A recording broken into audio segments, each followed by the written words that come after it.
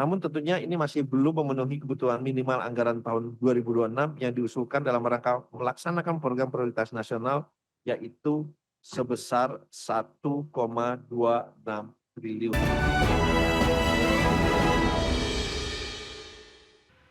Pemirsa, untuk melaksanakan program prioritas nasional, Kementerian Investasi dan Hilirisasi meminta tambahan anggaran sebesar 487,7 miliar rupiah untuk tahun 2026.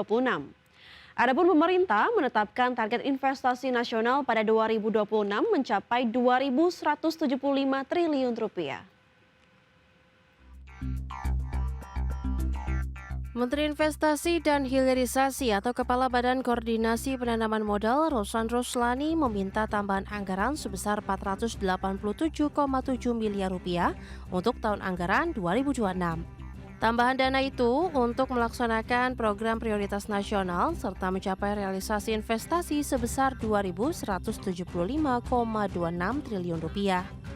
Adapun usulan tambahan anggaran tahun 2026 terdiri dari 40,35 miliar rupiah untuk dukungan manajemen dan 447,37 miliar rupiah untuk penanaman modal dan hilirisasi. Namun tentunya ini masih belum memenuhi kebutuhan minimal anggaran tahun 2026 yang diusulkan dalam rangka melaksanakan program prioritas nasional, yaitu sebesar 1,26 triliun. Jadi itu adalah yang dana anggaran yang kami lihat minimal yang kami butuhkan dalam rangka agar kami bisa mencapai target yang meningkat cukup signifikan pada tahun 2026 ini. Seperti diketahui, pemerintah menetapkan target investasi nasional pada 2026 mencapai 2.175 triliun rupiah, meningkat 14,2% dibandingkan target 2025 1.905,6 triliun rupiah. Tim Liputan, IDX Channel. Menteri Perindustrian Agus Gumiwang Kartasasmita meminta agar pelaku industri otomotif tidak melakukan pemutusan hubungan kerja di tengah penjualan yang mengalami penurunan. Ia mendorong pelaku industri melakukan perluasan pasar termasuk menambah investasi dan menggenjot produksi dalam negeri. Menteri Perindustrian Agus Gumiwang Kartasasmita meminta kepada pelaku industri khususnya komponen dan otomotif untuk tidak melakukan pemutusan hubungan kerja atau PHK kepada pekerja meski terjadi penurunan penjualan kendaraan. Agus mendorong pelaku industri untuk melakukan perluasan pasar termasuk menambah investasi dan menggenjot produksi dalam negeri. Yang saya selalu minta adalah tidak boleh ada PHK. Tidak boleh ada PHK. Walaupun sekarang kita mengalami atau menghadapi kondisi yang cukup challenging, tapi saya minta tidak ada PHK. Dan kalau kita lihat, saya berterima kasih pada para pelaku usaha sektor manufaktur. Ya, kita lihat dalam datanya, walaupun salesnya sedang turun dan lain sebagainya, mereka belum melakukan PHK. Berdasarkan data Gaikindo, penjualan mobil secara retail selama 7 bulan tahun 2025 hanya 453.278 unit. Turun 10,8% dari periode yang sama tahun sebelumnya, yaitu 508.041 unit. Tak hanya mobil baru, penjualan sepeda motor surut meski tak terlalu banyak pada Januari hingga Juli 2025 menjadi 3.691.677 unit, turun secara tahunan berjumlah 3.769.895 unit. Dari Jakarta, Devi Firmansyah, IDX Channel.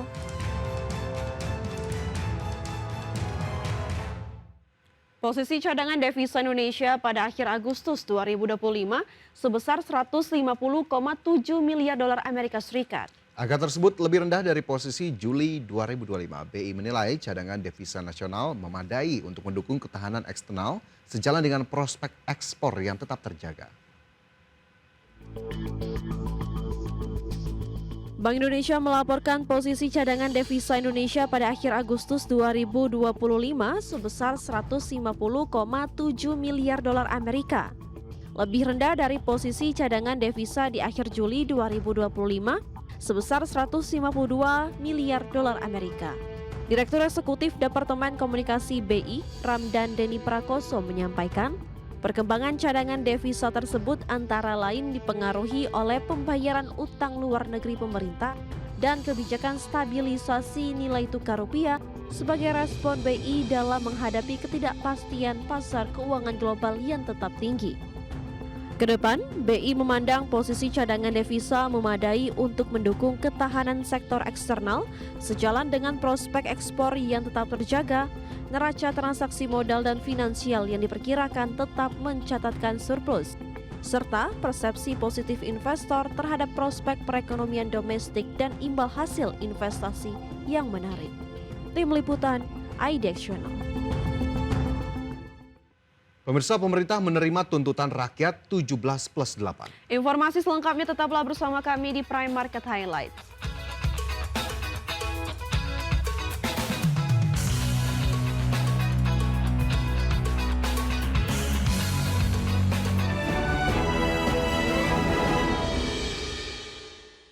Kembali bersama kami di Prime Market Highlights, pemirsa. Mendikti Sains dan Teknologi Brian Yuliarto memastikan pemerintah menerima seluruh pandangan dan aspirasi mahasiswa terkait dengan kebijakan pemerintah yang selama ini dinilai belum sempurna.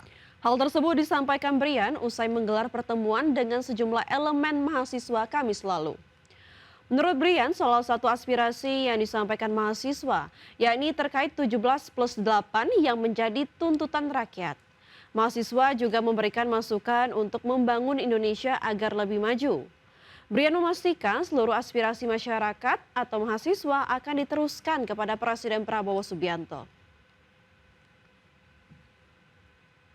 Pak, ngobrol dari hati ke hati, kira-kira seperti apa pandangan-pandangan mahasiswa ya, untuk kita bisa memperbaiki hal-hal yang masih kurang, untuk bisa membicarakan ide-ide bagaimana supaya Indonesia lebih cepat maju, lebih cepat bisa memperbaiki hal-hal yang memang kita ingin capai. DPR RI akhirnya menanggapi tuntutan 17+8 yang disuarakan sejumlah elemen masyarakat dengan mengeluarkan 6 poin keputusan. Salah satunya pemangkasan tunjangan dan fasilitas anggota DPR yang meliputi biaya langganan listrik dan telepon, biaya komunikasi serta biaya tunjangan transportasi. DPR RI akhirnya menanggapi tuntutan rakyat 17+8 yang disuarakan sejumlah elemen masyarakat dengan mengeluarkan 6 poin keputusan. Pertama, DPR RI menyepakati menghentikan pemberian tunjangan perumahan anggota DPR RI terhitung 31 Agustus 2025. Kedua, DPR RI melakukan moratorium atau penangguhan kunjungan kerja luar negeri terhitung 1 September 2025 kecuali menghadiri undangan kenegaraan. Ketiga, DPR RI juga memangkas tunjangan dan fasilitas anggota DPR setelah evaluasi. Pemangkasan meliputi biaya langganan listrik dan telepon, biaya komunikasi intensif, serta biaya tunjangan transportasi. Keempat, anggota DPR RI yang dinonaktifkan oleh partai politiknya tidak dibayarkan hak-hak keuangannya. Kelima, pimpinan DPR akan menindaklanjuti penonaktifan anggota DPR RI yang telah dilakukan oleh partai politik melalui mahkamah partai politik masing-masing.